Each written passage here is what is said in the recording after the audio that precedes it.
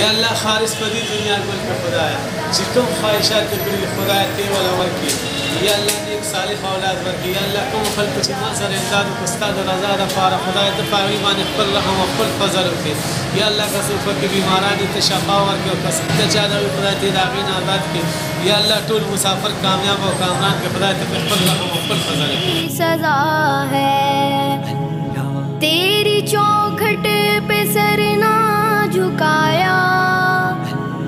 بس زمانے. السلام علیکم.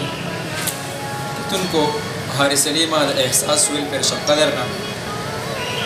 څو ورځې مخکې تاسو ته پته وه چې فقیر حسین کاکا له موږ راغلي وو د چې کوم حالات وو په دې مخ ته چا تیزاب اړولي وو هغه ورځو کې د ده مخ داسې وو چې مکمل لونه وو پکې مکمل لینه وه پکې عام کس هغې ته نشو کتلی داسې حالاتو کې نن الحمدلله د ده مخ ټیک شوی دی مکمل اوار شوی دی ټچ کېږي بله دا خبره ډاکټرانو ورته ویلي دي چې انشاءالله امید دی زر تر زره به نظر هم راشي په اپریشن باندې تقریبا 4,50,000 پورې خرچه راځي او الحمدلله موږ چې ورله کمې پیسې هم راوړو هغه د ځان سره سنبالې کېږي او د ده دا خواهش دی چې زه پرې د خپلو سترګو علاج وکړم ځان ته یوه منډه رکشا اخیستې هغه چلېږي اوله مزدوري کوي دا میسیج ته د دې لپاره ریکارډ کوم چې کله هم موږ یوه ویډیو وکړو هغه الحمدلله شیر شي ملګري وګوري زه به تاسو ته د دوی دننه کمره مو ښیم مخکې چې موږ راغلي وو دوی چې کومو حالاتو کې پراته وو نو هغه حالاتو کې به زناور هم ژوند نه و تېر کړی داسې د دوی هغه کمره وه داسې د دوی هغه رهن سهن ځای و نن الحمدلله په کمره کې ورته کارپېټ شته دی د بېډونه شان ورته شته دی فومونه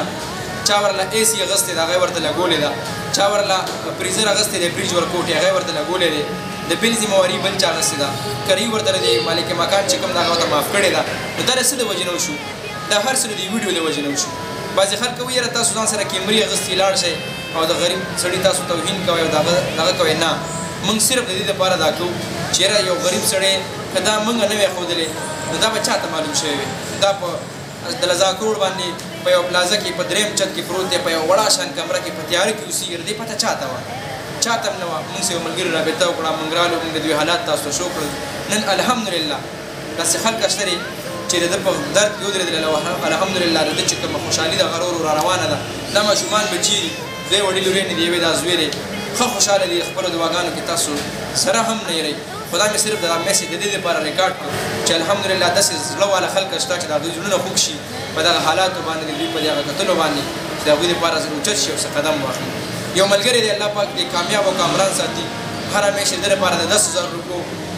ذمواري اخیستې ده تېره میاشت ورله ما هم راوړي دي بله میاشت ورله ما هم راوړي دي او دا 10,000 روپۍ زه دې کاکا ته حواله کوم کاکا دا 10,000 روپۍ یو ملګري رالېږلي دي دا به ځان سره قبولې منظورې کړي دعاګانې به کې او انشاءالله چې زموږ لایق څه خدمت وي هغه موږ ته لکو او په خپلو دعاګانو کې الله دې خوشحاله او کامران او کامیاب ساتي مسافر وروڼو نن چې زه سیم ستاسو د وجې یم تاسو د الله د دې یوازې درکړي زه اسم نه وم د لوږې نه مړ کېدم تاسو را سره مرسته وکړله زما بچي ډېر خوشحاله تاسو ټولو ته دوا کوي خصوصا خالص ته خدای داسې کامیاب کړي چې دا ټوله دنیا ورته ګوري چې دله را کامیابي ده کومه راله الله دې پرې خپل رحم وکړي سره زموږ او سره ستاسو مسافر وروڼو خدای مو آباد او کامران او کامیاب ساته او رب العالمین هم د هره غم وساتي ډېره مننه جي بس چا چې هم دا ویډیو وکتله دا صرف دغې دپاره مې یو میسیج ریکارډ کړ چې دغه وړې وړې ویډیوګانو نه سوشل میډیا څنګه خلک استعمالوي ښه هم استعمالېږي خراب هم استعمالېږي کوشش وکړئ چا سره موبایل دی سوشل میډیا استعمالوي د چا یو ویډیو شیر کړئ امید دی چې ستاسو ملګرو کې به څوک داسې وي چې هغه راوچت شي او دغه خلکو مرسته وکړي او دوی سره په دغه غم کې شریک شي نو دغه بیا یو د خوشحالۍ یو سبب جوړېږي دغه خوشحالۍ ورته انشاءالله موږ ښیو او دا زړه یو خواهش دی او دا یو امید کیو چې انشاءالله دې کاکا کله نظر راشي هغه ویډیو به انشاءالله موږ تاسو ضرور ښایو خو دا هم د الله نه یو تمنا او یو سوال ورته کوو چې الله پاک دې د نظر واپس راولي